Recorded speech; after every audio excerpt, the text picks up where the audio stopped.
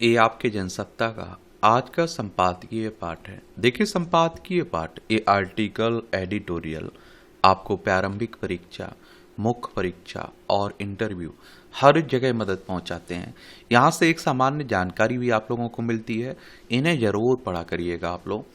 किसी देश को इससे नहीं परखना चाहिए कि वह अपने समर्थ उच्च वर्ग के नागरिकों के साथ कैसा व्यवहार करता है, बल्कि इससे कि वह निम्न वर्ग के नागरिकों से कैसा बर्ताव करता है। ये किसने कहा है? नेल्सन मंडेला ने कहा है।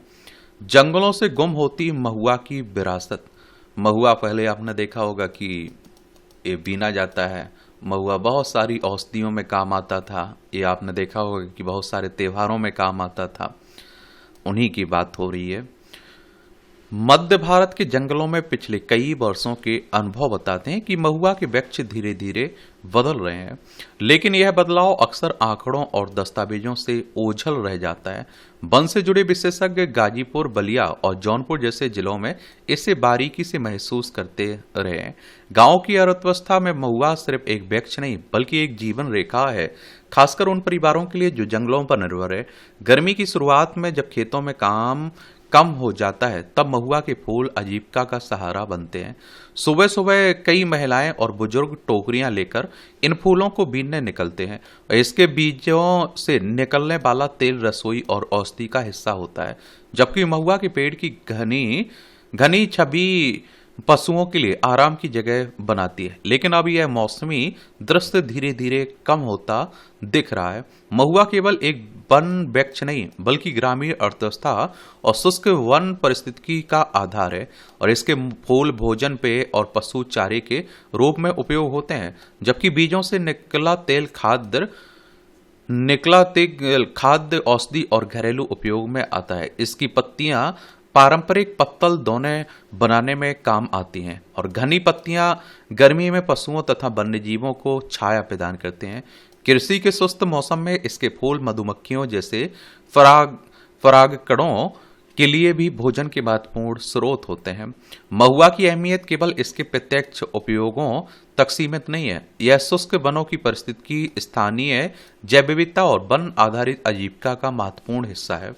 अनेक आदिवासी और ग्रामीण समुदायों के लिए यह केवल आय का स्रोत नहीं बल्कि सांस्कृतिक परंपराओं, स्थानीय ज्ञान और खाद्य सुरक्षा से भी जुड़ा हुआ वृक्ष है। इसलिए महुआ का संरक्षण केवल एक प्रजाति को बचाने का प्रयास नहीं है बल्कि उससे जुड़े पूरे सामाजिक और पारिस्थितिकी तंत्र को सुरक्षित रखने का सवाल है। क्षेत्रीय सर्वेक्षणों में यह बात सामने आई कि महुआ के पुराने पेड़ तो अब भी दिख जाते हैं, लेकिन नए पौधे लगभग नादारद हैं। अनेक क्षेत्रों में मौजूद एक परिपक्व वृक्ष अपने प्राकृतिक आयु के अंतिम चरणों में पहुंच चुके हैं, जबकि उनका प्राकृतिक पुनरुत्पादन सीमित रह गया है। कई बीजारोपण सफल नहीं हो पाते हैं और लंबी शुष्क अवधियां, भूमि विघटन, अत्यधिक चराई तथा मिट्टी के सख्त होने के कारण पौधे मुरझा जाते हैं। यहाँ तक कि फूल बीनने के दौरान साफ सफाई के लिए लगाई गई मौसमी आग यदि नियंत्रित ना हो तो बीजों के फैलाव और नए पौधों के स्थापित होने में बाधा बनती है। परिणाम स्वरूप पुराने महुआ वृक्ष तो अब भी घने छत्रों के साथ खड़े दिखाई देते हैं, लेकिन उनकी जगह लेने वाली नई पीढ़ी पर्याप्त संख्या में विकसित नहीं हो पा रही है। महुआ एक कठोर प्रजाति का वृक्ष है जो गर्मी और सूखे का सामना कर सकता है, लेकिन अब वर्षा में जो बदलाव आ रहे हैं वे इस पर भारी पड़ रहे हैं। ग्रामीणों का अनुभव है कि महुआ के फूलों का मौसम अब पहले जैसा अनुमानित नहीं रहा। देरी से बढ़ने वाली सर्दियों की बारिश और लंबी सूखा अवधियों ने फूलों को या तो कम कर दिया और या फिर उनके खिलने का समय ही बदल गया। नतीजतन फूल बीनने वाले परिवारों के लिए यह मौसम पहले जितना भरोसेमंद नहीं रह गया। यह दबाव केवल जंगलों तक सीमित नहीं है। नेचर सस्टेनेबिलिटी में प्रकाशित एक अध्ययन के अनुसार भारत के कृषि परिदृश्यों में बिखरे बड़े पेड़ों में गिरावट दर्ज की गई है। अध्ययन में पाया गया कि वर्ष 2010-11 में आप देखते हैं कि मौजूद बड़े कृषि वृक्षों में लगभग 11.2% वृक्ष 2018 तक गायब हो चुके थे। इसके बाद 2018 से 2022 के बीच 50 लाख से अधिक बड़े वृक्ष और लुप्त हो गए। इसे शोधकर्ताओं ने बदलती कृषि पद्धतियों से जोड़कर देखा। ग्रामीण विकास के तहत सड़कों के चौड़ीकरण के दौरान महुआ के सैकड़ों पुराने पेड़ उखाड़ दिए गए, जो दशकों से ग्रामीण सड़कों की शोभा बढ़ा रहे थे। इसके भी चिंताजनक सांस्कृतिक अंतराल हैं। एक समय था जब गांव के चौपालों, चारागाहों और खेतों की मेड़ों पर महुआ के पेड़ दिखाई देते थे। इसकी पत्तियों से पत्तल बनाई जाती थी, जो सामुदायिक भोजन और शादियों का अभिन्न हिस्सा थी। मगर अब प्लास्टिक की प्लेटों ने पत्तलों की जगह ले ली, और जिससे जिससे एक और आजीविका प्रभावित हुई। तो दूसरी ओर महुआ की सांस्कृतिक पहचान भी फीकी पड़ गई। बुजुर्ग अब भी याद करते हैं कि कैसे एक पीढ़ी पहले खेतों के किनारे महुआ के वृक्षों की कतार होती थी, जो अब नजर नहीं आती। कुछ राज्यों में संगठित खरीद और मूल्य वर्धन योजनाओं से महुआ संग्रह करने वालों को लाभ तो हुआ, लेकिन प्रसंस्करण और बाजार तक सीमित पहुंच के कारण इसकी आर्थिक क्षमता का पूरा लाभ स्थानीय समुदायों तक नहीं पहुंच पाया। क्षेत्रीय अनुभव बताते हैं कि बहुत से सरल उपाय महुआ के संरक्षण में मदद कर सकते हैं। उन क्षेत्रों में नियमित निरीक्षण जहां यह प्रजाति आम है, साथ ही पेड़ों की आयु संरचना और बीजों की जीवित रहने की दर पर नजर रखना आवश्यक है।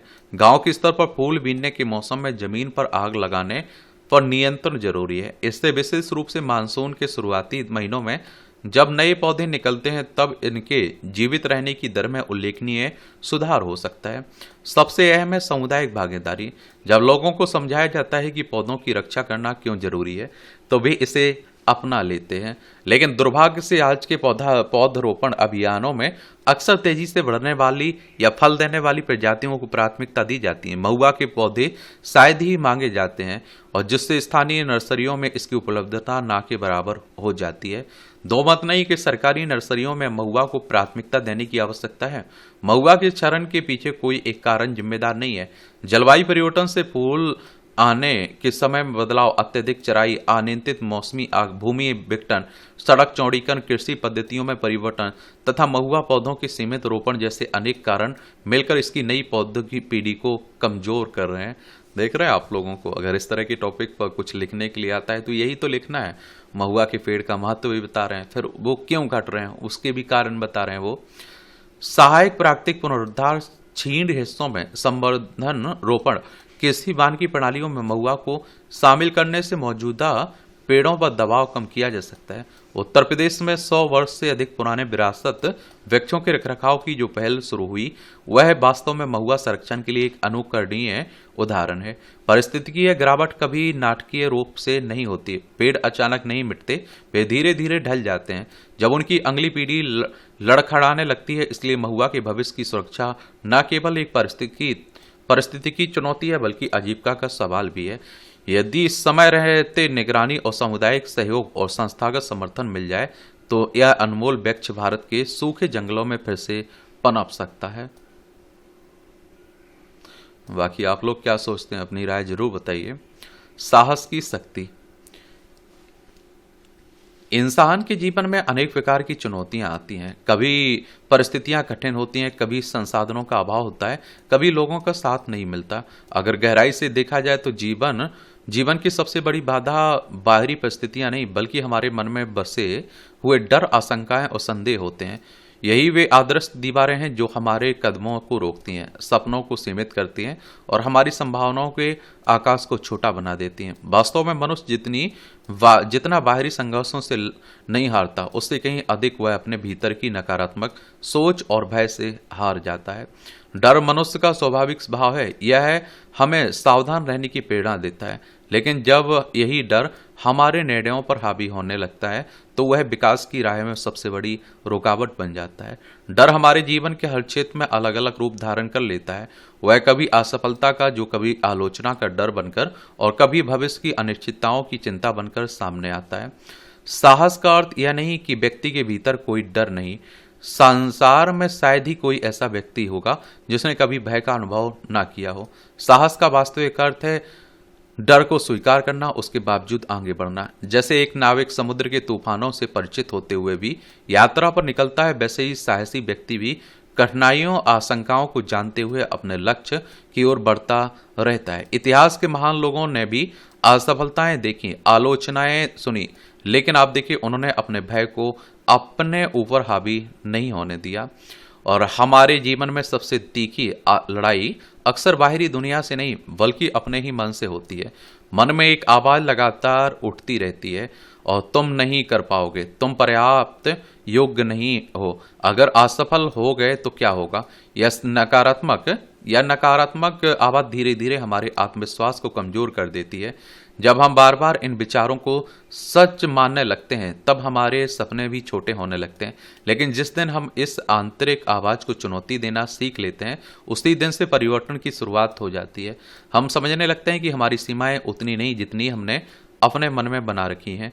जीवन की अनेक सफलताओं का आधार आत्मविश्वास होता है। आत्मविश्वास कोई जन्मजात गुण नहीं बल्कि अनुभवों और प्रयासों से विकसित होने वाली शक्ति है। जब हम छोटे छोटे कदम उठाते हैं और अपने डर का सामना करते हैं तब हमारा विश्वास मजबूत होता जाता है और जैसे कि कोई बच्चा गिरते पढ़ते चलना सीख जाता है, वैसे ही मनुष्य भी संघर्षों असफलताओं के बीच आगे बढ़ना सीखता है। अगर वह गिरने के डर से कभी चलने का प्रयास ही ना करे तो जीवन भर एक ही स्थान पर खड़ा रह जाएगा। इसलिए सफलता का पहला कदम साहस है और साहस का पहला कदम डर का सामना करना है। अक्सर हम भविष्य की चिंताओं में इतने उलझ जाते हैं कि वर्तमान की संभावनाओं को देख ही नहीं पाते हैं। मन काल्पनिक आशंकाओं का ऐसा जाल बुन लेता है कि वास्तविक अवसर भी दिखाई नहीं देते, जबकि जीवन का सत्य यह है कि भविष्य किसी के नियंत्रण में नहीं, हमारे हाथ में केवल वर्तमान क्षण है। जब हम पूरे मन से वर्तमान में कार्य करना सीख जाते हैं तब भविष्य की चिंता स्वतः कम होने लगती है। जीवन में असफलताएं भी डर का एक बड़ा कारण होती हैं और समाज ने सफलता को इतना महिमा मंडित कर दिया कि लोग असफल होने से घबराने लगे। सच्चाई है कि असफलता कोई अंत नहीं बल्कि सीखने और आगे बढ़ने का अवसर है। बीज को वृक्ष बनने से पहले मिट्टी में दबना पड़ता है, अंधेरा का सामना करना पड़ता है। उसी प्रकार मनुष्य को भी सफलता प्राप्त करने से पहले संघर्ष और असफलताओं के दौर से गुजरना पड़ता है। जो व्यक्ति असफलताओं से डर का प्रयास करना छोड़ देता है वह अपने भीतर छिपी संभावनाओं को कभी नहीं जान पाता है। साहस केवल बड़े कार्यों में ही नहीं बल्कि जीवन के छोटे छोटे निर्णयों में भी दिखाई देता है। सत्य बोलने का साहस, अपनी गलतियों को स्वीकार करने का साहस, नए रास्तों पर चलने का साहस, अपने सपनों का पीछा करने का साहस, ये सभी जीवन को नई दिशा देते हैं। साहस वह दीपक है जो अंधकारमय परिस्थितियों में भी रास्ता दिखाता है और जब परिस्थितियां प्रतिकूल होती हैं तब यही साहस हमें टूटने से बचाता है और आगे बढ़ने की शक्ति देता है। दरअसल मनुष्य की सबसे बड़ी शक्ति उसके भीतर ही छिपी होती है, लेकिन उसे पहचानने के लिए डर की दीवारों को तोड़ना आवश्यक है। और जब हम अपने भय से ऊपर उठते हैं तब हमें अपने भीतर अनंत संभावनाओं का संसार दिखाई देता है। जो लक्ष्य कभी असंभव प्रतीत होते थे वे धीरे धीरे साकार होने लगते हैं। हमारी दृष्टि व्यापक होती है, हमारा आत्मविश्वास बढ़ता है। मैं नहीं कहता हूं कि हर हाल में पॉजिटिव रहा करिएगा, कोई भी मैं कह रहा हूँ असफलता भी मिल रही तो उसमें सीखने का चांस रहता है ना कि ये गलतियां की इसलिए असफल हो गए, उन्हें सुधारिए, आगे बढ़िए। जीवन की सबसे बड़ी बाधा बाहरी दुनिया नहीं बल्कि हमारे मन की आशंकाएं और डर हैं। साहस का अर्थ डर का अभाव नहीं बल्कि डर के बावजूद आगे बढ़ने की क्षमता है। जो व्यक्ति अपने भीतर उठने वाली नकारात्मक आवाज को चुनौती देना सीख लेता है वह जीवन की हर कठिनाई पर विजय प्राप्त कर सकता है। डर हमें रोकता है जबकि साहस हमें उड़ना सिखाता है। इसलिए जीवन में जब भी भय सामने आए उससे भागने की बजाय उसका हाथ पकड़कर आगे बढ़ना चाहिए, क्योंकि मंजिल उन्हीं को मिलती है जो डर की छाया से निकलकर साहस के प्रकाश में चलना सीख जाते हैं। ये आप देखिए छोटी छोटी टिप्पणियां हैं, पढ़ना हो तो पढ़ सकते हैं, छोड़ना हो तो छोड़ सकते हैं। साझेदारी का दायरा। वैश्विक स्तर पर तेजी से बदलती भू राजनीतिक परिस्थितियों के बीच अलग अलग देशों में आपसी सहयोग के लिए जिस स्तर पर नए समीकरण बन रहे हैं उससे साफ है कि अब पुराने धर्मों के विकल्प तैयार हो रहे हैं और विकसित तथा सक्षम देशों को भी अपने बेहतर भविष्य का रास्ता तैयार करना पड़ रहा है। इस संदर्भ में देखें तो भारत और ऑस्ट्रेलिया के बीच गुरुवार को जिस स्तर पर सहयोग साझेदारी की घोषणा हुई वह मौजूदा दौर की जरूरतों के मद्देनजर एक महत्वपूर्ण पहल है। गौरतलब है कि पिछले कुछ समय के दौरान मुक्त व्यापार के क्षेत्र में भारत ने कई देशों के साथ समझौते किए, जिसके तहत देश की अर्थव्यवस्था के विस्तार के लिए नई संभावनाएं तैयार करने की कोशिश की गई। इसी क्रम में अब भारत और ऑस्ट्रेलिया के बीच रक्षा और सुरक्षा सहयोग को नई मजबूती देने जैसे कई अहम मुद्दों पर सहमति बनी है। साथ ही परमाणु ऊर्जा, समुद्री सुरक्षा, साइबर तकनीक और अंतरिक्ष तथा व्यापार के क्षेत्र में सहयोग का दायरा बढ़ाने का खाका भी पेश किया गया। इसके अलावा आतंकवाद के खिलाफ साझा लड़ाई, हिंद प्रशांत क्षेत्र में शांति और स्थिरता लाने तथा अन्य मोर्चे पर जारी तनाव के हल के लिए संवाद और कूटनीतिक प्रयास जारी रखने पर भी सहमति बनी है। जाहिर है कि भारत और ऑस्ट्रेलिया के बीच साझेदारी के सफर के विस्तार की जो पहल हुई है, उसका आधार अगले कुछ दशकों में वैश्विक स्तर पर आर्थिक कूटनीतिक स्तर पर बदलते ध्रुव उसी मुताबिक तैयार होते समीकरण हैं और जिसमें सहयोग के नए आयाम तैयार हो रहे हैं। हालांकि ऑस्ट्रेलिया के साथ भारत का पहले से ही साझेदारी का लंबा सफर रहा है, लेकिन ताजा समझौतों में परमाणु ऊर्जा, दुर्लभ खनिजों के मामले में सहयोग के जिस मोर्चे पर ठोस समझदारी बनी है, वह आने वाले वक्त में बेहद अहम साबित हो सकती है। ऑस्ट्रेलिया के पास दुनिया भर के यूरेनियम संसाधनों का एक बड़ा हिस्सा है, मगर कुछ कानूनी और तकनीकी अड़चनों की वजह से भारत को अब तक इसका लाभ नहीं मिल सका। अब ताजा समझौते के बाद भारत को अपनी परमाणु ऊर्जा संबंधी जरूरतों को पूरा करने के लिए ईंधन का एक अहम स्रोत मिल सकता है। हालांकि मौजूदा दौर में विश्व जिस स्तर के तनाव से गुजर रहा है, उसमें यूरेनियम के उपयोग को लेकर आशंकाएं स्वाभाविक हैं, मगर इस मसले पर दोनों देशों ने यह साफ किया कि सिर्फ शांतिपूर्ण उद्देश्यों के लिए दीर्घकालिक यूरेनियम निर्यात की अनुमति होगी। अंतर्राष्ट्रीय परमाणु ऊर्जा एजेंसी के तय सुरक्षा प्रावधानों का पूरा ध्यान रखा जाएगा। साथ ही दोनों देश खनिज गलियारों को विकसित करने के लिए के क्षेत्र में भी साझेदारी करेंगे, जिससे चीन पर निर्भरता कम होगी। समुद्री सुरक्षा सहयोग के मसले पर हुए समझौते के बाद यह भी उम्मीद की जा रही है कि हिंद प्रशांत क्षेत्र में शांति, स्थिरता, नौवहन की स्वतंत्रता और नियम आधारित व्यवस्था को मजबूत करने के लिए साझा प्रयासों को नई रफ्तार मिलेगी। इस क्षेत्र में चीन के बढ़ते दबदबे के बरकस संतुलन का एक मोर्चा खड़ा किया जा सकेगा।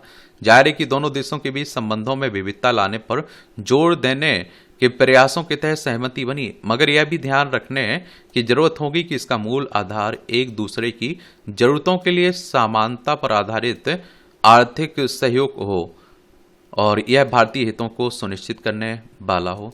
ये आप देखिए हमारी प्यारी पृथ्वी है, इसमें आप देखेंगे ये हमारा प्यारा भारत है, ये आप देख रहे हैं हिंद महासागर है, ये आप लोगों को ऑस्ट्रेलिया देखने को मिल जाएगा, ये चाइना है, ये ईरान देख रहे हैं आप लोग, ये रूस है, यूक्रेन यहाँ देखने को मिल जाएगा। ढहती व्यवस्था, किसी एक हादसे के बाद का सबक यह होना चाहिए कि ऐसे तमाम इंतजामों को लेकर हर स्तर पर सतर्कता बरती जाए, जिससे भविष्य में वैसी स्थितियों से बचा जा सके। लेकिन हमारे देश में आप देखते हैं कि बार बार ऐसे ही घटना होती रहती हैं, हम लोग कोई सीख ही नहीं लेते हैं, सुधार भी नहीं करते हैं। दिल्ली के साकेत इलाके में हाल ही में एक इमारत गिरने, उसमें कई लोगों के मारे जाने की त्रासदी सामने आई है, मगर उसके बाद भी संबंधित महकमे को नींद से जागना जरूरी नहीं लगा। नतीजतन दिल्ली के ही रोहिणी इलाके में बुधवार को भारी बारिश के दौरान एक 4 मंजिला इमारत ढह गई, जिसमें कम से कम 3 लोगों की जान चली गई। सवाल है कि ऐसा किस की लापरवाही से हुआ और इसके लिए कौन जिम्मेदार है। गौरतलब है कि हादसे से पहले इमारत लगभग बन चुकी थी और अंतिम दौर में जल आपूर्ति और अपशिष्ट निकासी के लिए पाइप लगाने का काम चल रहा था। ऐसे में इमारत गिरने की आखिर क्या वजह हो सकती है? अगर इस इमारत का नक्शा सरल योजना के तहत मंजूर किया गया था तो क्या यह सुरक्षा मानकों पर खरा था? इसकी पहले से जांच होती तो शायद हादसा टल सकता था। यह बेवजह नहीं है कि सुप्रीम कोर्ट ने गुरुवार को देश भर में गैर कानूनी या असुरक्षित इमारतों और बुनियादी ढांचे से जुड़े एक मामले की सुनवाई करते हुए दिल्ली, गुरुग्राम, पटना, तमिलनाडु के अधिकारियों को सख्त निर्देश दिए। अदालत ने उस जर्जर इमारतों को गिराने या खाली कराने के लिए की गई कार्रवाई के संदर्भ में स्थिति का ब्यौरा मांगा और जिसने आपदा का खतरा हो सकता है। दरअसल वर्षों से आवास निर्माण संबंधी नियमों की अनदेखी होती आई है। यही वजह है कि अनियोजित तरीके से शहर बसते चले गए। पुणे में तो कचरे के पहाड़ के पास इमारत खड़ी कर ली गई। नतीजा यह है कि बुधवार को बारिश के बाद कचरे के भारी दबाव की वजह से इमारत गिर गई। दिल्ली में जिस तरह से अनियोजित निर्माणों को बढ़ावा मिला, उसी का परिणाम है कि आए दिन इमारतें गिरती हैं। सवाल है कि इस तरह की घटनाओं को रोकने के लिए जवाबदेही क्यों नहीं तय की जा रही है? गैर अधिसूचित क्षेत्रों, अनाधिकृत कॉलोनियों में पर्याप्त भवन उपनियमों का उल्लंघन कर कई मंजिला इमारतें बन जाती हैं, तो इसे क्यों नहीं रोका जाता है? और इस तरह से आप देखेंगे कि आज के संपादकीय पाठ की कहानी कवर होती है। आप लोग पढ़ते रहिए, एंजॉय करते रहिए। आपका कोई सवाल हो, सुझाव हो तो आप लोग ज़रूर बता सकते हैं। धन्यवाद।